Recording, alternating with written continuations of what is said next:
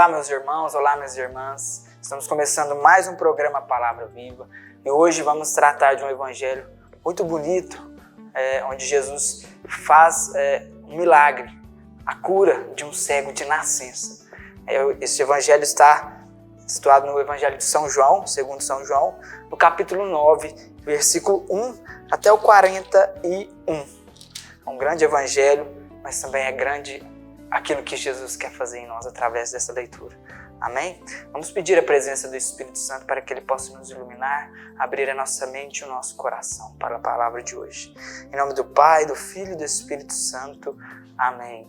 Vinde, Espírito Santo, enchei os corações dos vossos fiéis e acendei neles o fogo do vosso amor. Enviai o vosso Espírito e tudo será criado e renovareis a face da terra. Oremos. Ó Deus, que instruísse os corações dos vossos fiéis com a luz do Espírito Santo, fazei que apreciemos retamente todas as coisas, segundo o mesmo Espírito, e gozemos sempre de sua consolação, por Cristo nosso Senhor. Amém. No Evangelho de São João, capítulo 9, versículo 1. Caminhando, viu Jesus um cego de nascença. Os seus discípulos indagaram dele: Mestre, quem pecou, esse homem ou seus pais, para que nascesse cego? Jesus respondeu: Nem este pecou, nem seus pais, mas é necessário que neste se manifeste as obras de Deus. Enquanto for dia, cumpre-me terminar as obras daquele que me enviou. Virá a noite na qual já ninguém pode trabalhar. Por isso, enquanto estou no mundo, eu sou a luz do mundo. Dito isto, cuspiu no chão, fez um pouco de lodo com a saliva e com o lodo ungiu os olhos do cego. Depois disse: Vai, lava-te na piscina de Siloé. Essa palavra significa emissário. O cego foi, lavou-se e voltou vendo. Então os vizinhos e aqueles que antes tinham visto mendigar perguntavam: Não é este aquele que sentado mendigava? Respondiam alguns: É ele. Outros contestavam: De modo nenhum. É um parecido com ele. Ele, porém, dizia: Sou eu mesmo. Perguntaram-lhe então: Como te foram abertos os olhos? Respondeu ele: Aquele homem que se chama Jesus fez lodo, ungiu-me os olhos e disse-me: Vai à piscina de Siloé e lava-te. Fui, lavei-me e vejo. Interrogaram-no: Onde está este homem? Respondeu: Não o sei. Levaram então o que fora cego aos fariseus. Ora, era sábado quando Jesus fez o lodo e lhe abriu os olhos. Os fariseus indagaram dele novamente de que modo ficara vendo. Respondeu-lhes: Pôs-me lodo nos olhos, lavei-me e vejo. Diziam alguns dos fariseus: Este homem não é o enviado de Deus, pois não guarda o sábado. Outros replicavam: Como pode um pecador fazer tais prodígios? E havia desacordo entre eles. Perguntaram ainda ao cego: Que dizes tu daquele que te abriu os olhos? É um profeta, respondeu ele. Mas os judeus não quiseram admitir que aquele homem tivesse sido cego e que tivesse recobrado a vista, até que chamaram seus pais e os interrogaram: É este o vosso filho? Afirmais que ele nasceu cego? Pois como é que agora ele vê? Seus pais responderam: Sabemos que este é o nosso filho e que nasceu cego, mas não sabemos como agora ficou vendo, nem quem lhe abriu os olhos. Perguntai-o a ele. Tem idade. Que ele mesmo explique. Seus pais disseram isso porque temiam os judeus, pois os judeus tinham ameaçado expulsar da sinagoga todo aquele que reconhecesse Jesus como Cristo. Por isso é que seus pais responderam: Ele tem idade. Perguntai-o. Tornaram a chamar o homem que fora cego, dizendo: Dá glória a Deus. Nós sabemos que este homem é pecador. Disse-lhes ele: Se esse homem é pecador, eu não sei. Sei apenas isto: sendo eu antes cego, agora vejo. Perguntaram-lhe ainda uma vez: Que foi que ele te fez? Como te abriu os olhos? Respondeu-lhes: Eu já vos disse, e não me destes ouvidos. Por que quereis tornar a ouvir? Quereis vós, porventura, tornar-vos também seus discípulos? Então eles cobriram de injúrias e lhes disseram: Tu que és discípulo dele, nós somos discípulos de Moisés. Sabemos que Deus falou a Moisés, mas deste não sabemos de onde ele é. Respondeu aquele homem: o que é de admirar em tudo isso é que não saibais de onde ele é, e entretanto ele me abriu os olhos. Sabemos, porém, que Deus não ouve a pecadores, mas atende a quem lhe presta culto e faz a sua vontade. Jamais se ouviu dizer que alguém tenha aberto os olhos a um cego de nascença. Se esse homem não fosse de Deus, não poderia fazer nada. Responderam-lhe eles: tu nascestes todo em pecado e nos ensinas? E expulsaram-no. Jesus soube o que tinham expulsado, e havendo-o encontrado, perguntou-lhe: crês no Filho do Homem? Respondeu ele: quem é ele, Senhor, para que eu creia nele? Disse-lhe Jesus: tu o vês, é o mesmo que fala contigo. Creio, Senhor, disse ele, e prostrando-se, o adorou. Jesus então disse: vim a este mundo para fazer uma discriminação. Os que não veem, vejam, e os que veem se tornem cegos. Alguns dos fariseus que estavam com ele ouviram-no e perguntaram-lhe: também nós somos acaso cegos? Respondeu-lhes Jesus: se fosseis cegos, não teríeis pecado, mas agora pretendeis ver, e o vosso pecado subsiste. Palavra da salvação, glória a vós, Senhor. Bom, meus irmãos, nós estamos aqui diante deste evangelho, onde Jesus realizou a cura em um cego. É um grande evangelho, uma grande leitura, né? E lá no princípio desta leitura, a pergunta que os discípulos fazem para Jesus é a seguinte: quem pecou, esse homem ou seus pais, para que ele já nascesse cego? E aí Jesus dá uma resposta surpreendente que nenhum nem outro, nem seus pais nem ele pecaram, né? Mas é necessário que nele se manifestem as obras de Deus, né?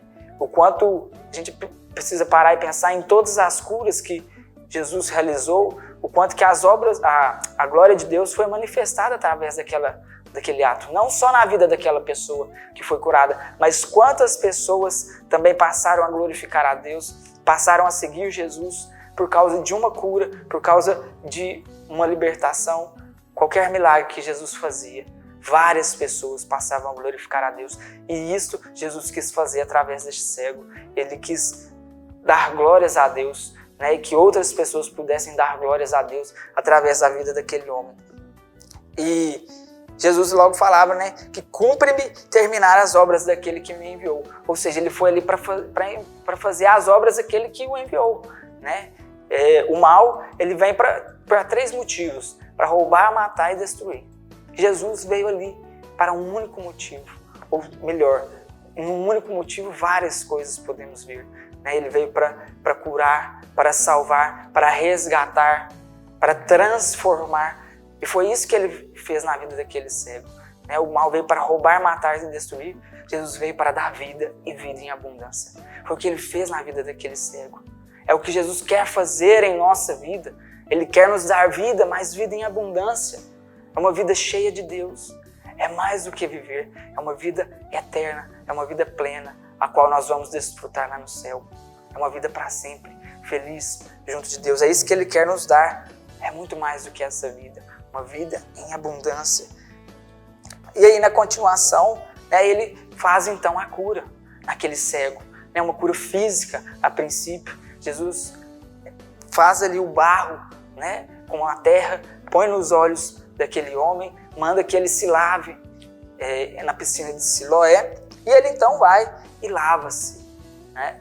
E aí, assim que ele volta enxergando, as pessoas ao redor dele, que o conheciam antes como um mendigo, como alguém que pedia esmola, como um homem cego, passam a ver uma pessoa andando normalmente, enxergando, e aí começam a questionar: não é aquele que estava sentado e que mendigava?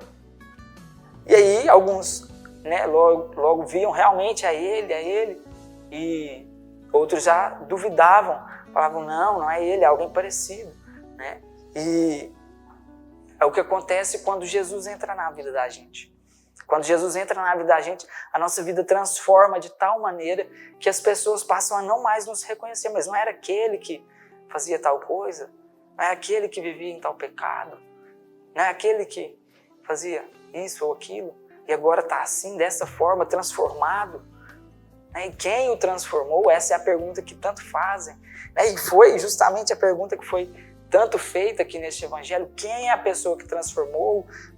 Os fariseus perguntaram quem era aquele, onde ele estava.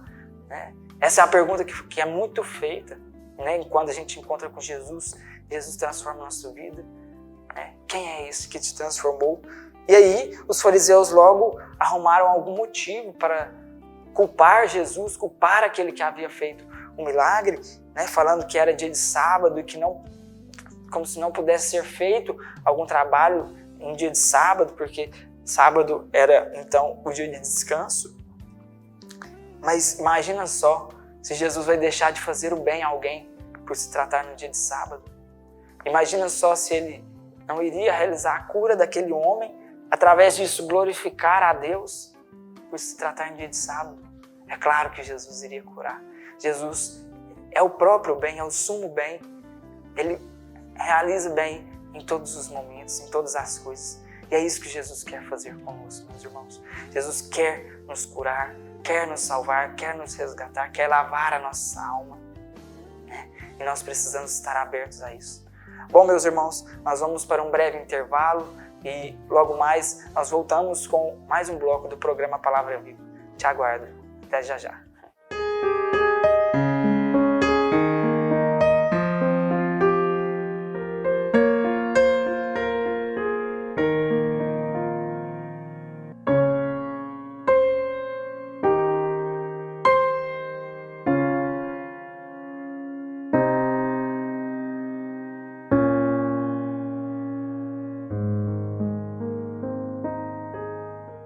Olá, meu irmão, minha irmã, estou precisando da sua ajuda para que juntos possamos zelar pelas vidas dos idosos que estão lá no nosso lar dos idosos. Precisamos da sua ajuda para manter aquela casa. A sua pequena contribuição mensal, fazendo-se amigo do lar, vai nos ajudar a comprar medicamentos, comida, material de higiene, material de secretaria, pagar a folha de funcionários, também aquilo que diz respeito aos gastos mensais daquela casa. Você pode ser, portanto, um amigo do nosso lar dos idosos.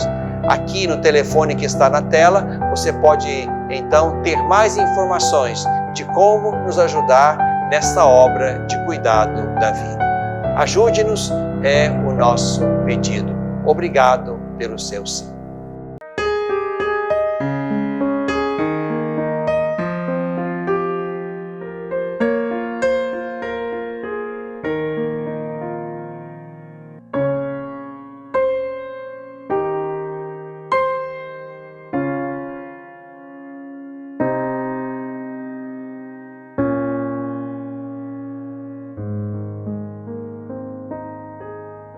Estamos de volta com mais um bloco do programa Palavra Viva e nós estamos refletindo aqui sobre o cego de nascença, E nós vimos que Jesus curou aquele cego e os fariseus começaram então a questionar, quem foi que te curou? Quem é este homem? O que ele fez para te curar? E arrumaram alguma forma de culpar Jesus, por ter feito aquele milagre em dia de sábado, dia do descanso. É como se Jesus não pudesse ter feito aquele bem àquele homem cego, E colocando ele como um pecador. E aí questionavam, mas como pode um pecador fazer tais prodígios? E havia ali um desacordo entre aqueles fariseus e perguntaram então para aquele homem que era o cego, perguntaram, e tu, quem dizes que ele é? Que dizes tu daquele que te abriu os olhos? Ele respondeu, é um profeta. É um profeta, ou seja, ele reconheceu. Os fariseus tentavam dizer que aquele homem que havia realizado a cura no cego não era um enviado de Deus. E logo ele mesmo respondeu que és um profeta. Aquele que me curou é um profeta, ou seja, é um enviado de Deus, é alguém que está aqui em nome de Deus. E fez isso pelo nome de Deus, para a glória de Deus. E aí os judeus ainda não queriam acreditar, ainda continuavam resistentes àquela versão e chamaram então os pais daquele homem cego para questioná-lo. Quem é esse? É esse o vosso filho? Afirmais que ele nasceu cego? Pois como é que agora ele vê? E aí os pais dele ficaram assim um pouco receosos, porque os judeus queriam expulsar ali da sinagoga aqueles que afirmassem que Jesus era o Messias, né?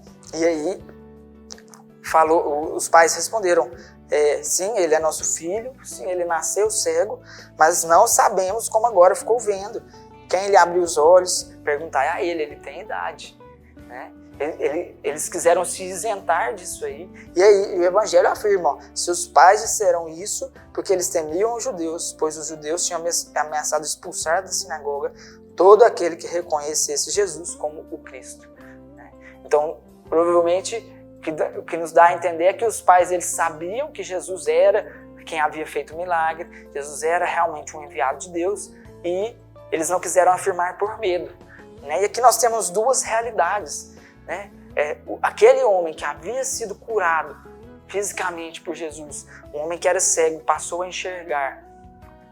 Ele afirmou, ele teve a coragem de assumir perante o mundo que Jesus era, perante aqueles que estavam questionando, perante aqueles que estavam pressionando, que talvez poderia, como um castigo, tirá-lo dali da sinagoga. E aí ele teve coragem de assumir, ele é um profeta, ele é um enviado de Deus. E já seus pais tiveram um pouco de receio, um pouco de medo, não sabemos quem abriu os olhos, quem o curou, como fez, perguntar a ele. Quiseram se isentar disso aí. E essa aí é uma questão que a gente precisa trazer para nós e nos perguntar: quem somos nós, dentre essas duas realidades?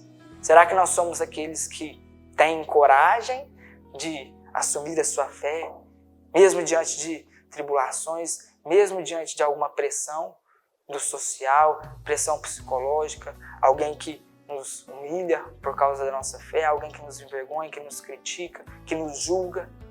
Quem somos nós diante disso? Quem somos nós diante de algum problema mesmo que isso possa nos causar? Se talvez você tem um emprego e seu patrão talvez não aceita, você vai ter coragem de assumir que Jesus é o Messias, Jesus é o Salvador, Ele é o seu Deus que veio para te curar, para te salvar, para te resgatar? Ou será que nessas situações você é aquele que fica com medo e quer se isentar disso aí? Isso é uma apostasia, abandonar a sua fé.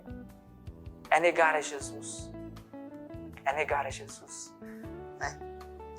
E aí nós precisamos, com toda a certeza do mundo, sermos firmes na nossa fé, na nossa decisão de assumir Jesus como nosso Salvador. E aí aqueles homens, os judeus, não aceitaram, mesmo com os pais, falando que era cego de nascença, que não sabia quem o havia curado, e continuaram questionando, afirmando que Jesus era um homem pecador. E aí, aquele homem que havia sido cego falava: olha, se ele é pecador, eu não sei. Eu sei que antes não enxergava, eu era cego, e agora eu já consigo ver, graças a ele. E então, cobriram aquele homem de injúrias, falaram que eles eram discípulos de Moisés e que Moisés, eles sabiam que era enviado de Deus e que não confiavam em Jesus. E aí a resposta daquele homem é a seguinte: sabemos, porém, que Deus não ouve pecadores, mas atende quem lhe presta culto. Como que ele fez isso comigo então? Se ele é um pecador, sabemos, porém, que Deus não ouve pecadores, mas atende a quem lhe presta culto. E aqui nós podemos enxergar que, mais uma vez, ele afirma que Deus é Deus, que Jesus é um homem enviado por Deus, e que aquele Jesus era o Messias que o salvou, que o curou daquela cegueira física até então. E aqui precisamos trazer também para a nossa vida. Porque Olha que lindo esse detalhe. Sabemos, porém, que Deus não ouve pecadores, mas atende a quem lhe presta culto e faz a sua vontade. Talvez você tenha rezado, tenha pedido tanto uma graça, mas talvez Jesus não te ouviu. Jesus não te deu essa graça, porque Ele quer realizar em você uma cura, não só física, mas espiritual.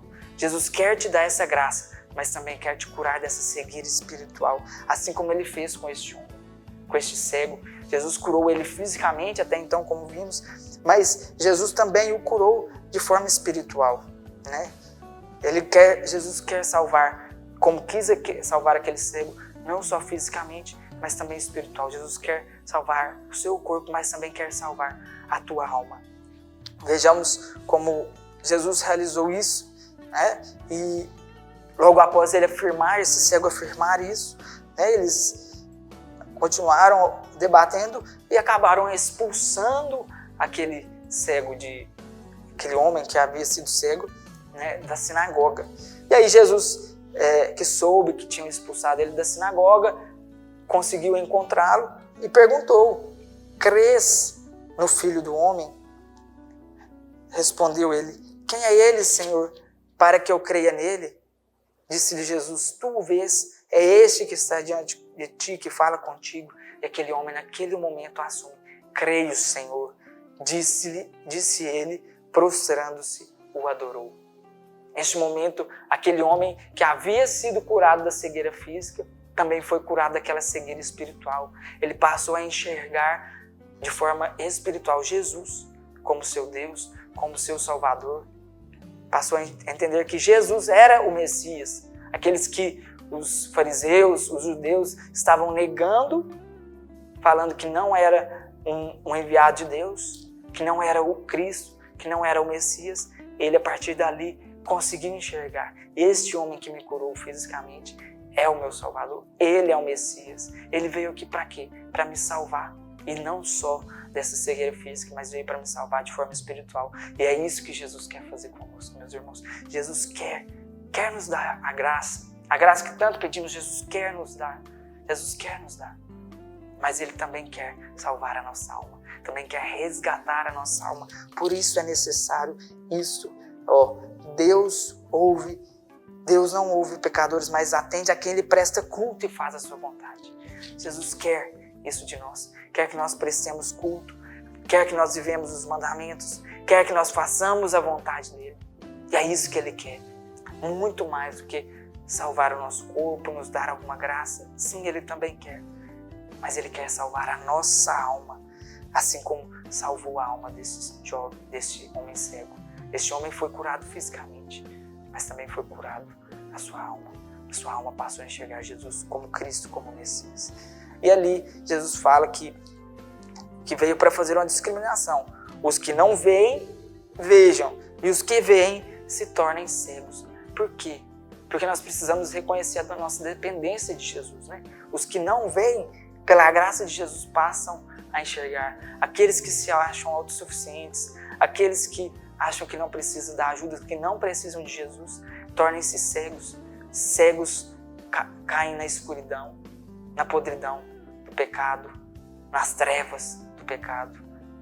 É isso que Jesus não quer para nós de forma alguma. Jesus quer que nós reconheçamos que nós precisamos dele. E Ele nos fará ver de forma física, mas também de forma espiritual. Ele quer abrir os nossos olhos. Afinal, Ele diz que enquanto Ele está nesse mundo, Ele é a luz do mundo. Ele é a nossa luz. Ele que quer iluminar o nosso caminho. Ele quer que nos deixemos ser guiados por essa luz.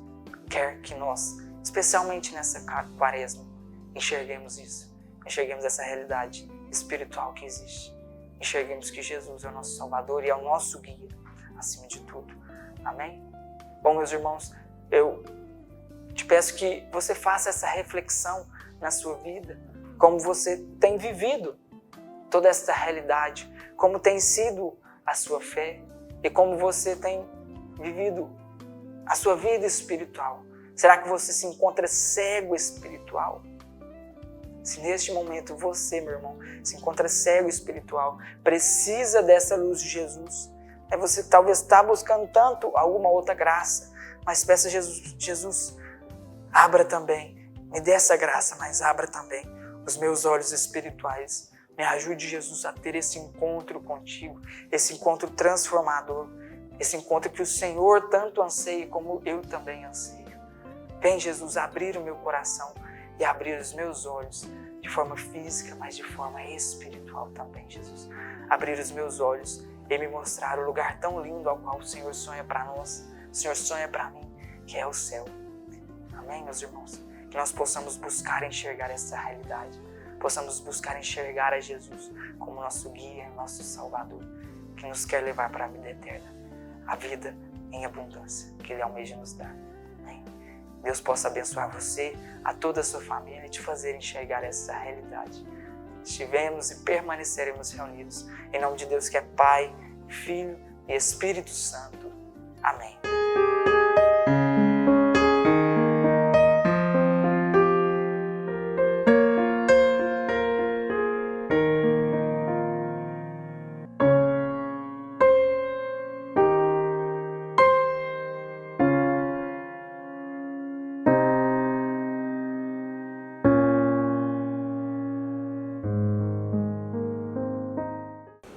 Olá, meu irmão, minha irmã, estou aqui me dirigindo a você para estender a nossa mão nesse final de ano. Nós vamos fazer uma campanha de ajuda ao lar dos idosos, é uma campanha de Natal, pedindo a colaboração de pessoas de boa vontade que possam ajudar com qualquer valor o lar dos idosos.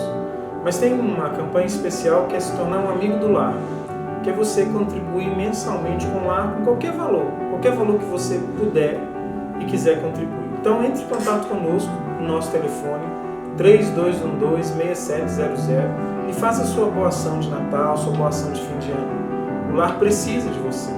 São 50 idosos que necessitam de muitos cuidados e só aquilo que a gente tem como renda mensal não paga todas as despesas. E é uma obra relevante, uma obra que faz um bem muito grande a esses idosos. E você pode ajudar. Um pouquinho de cada um faz a grande providência que Deus quer fazer para o lar dos idosos. Então, estendemos a mão a você neste Natal, nesse fim de ano, para que você possa nos ajudar agora com uma ajuda e se tornar um amigo do lar, dando uma ajuda mensal. Deus te abençoe, Deus te recompense. Um grande abraço.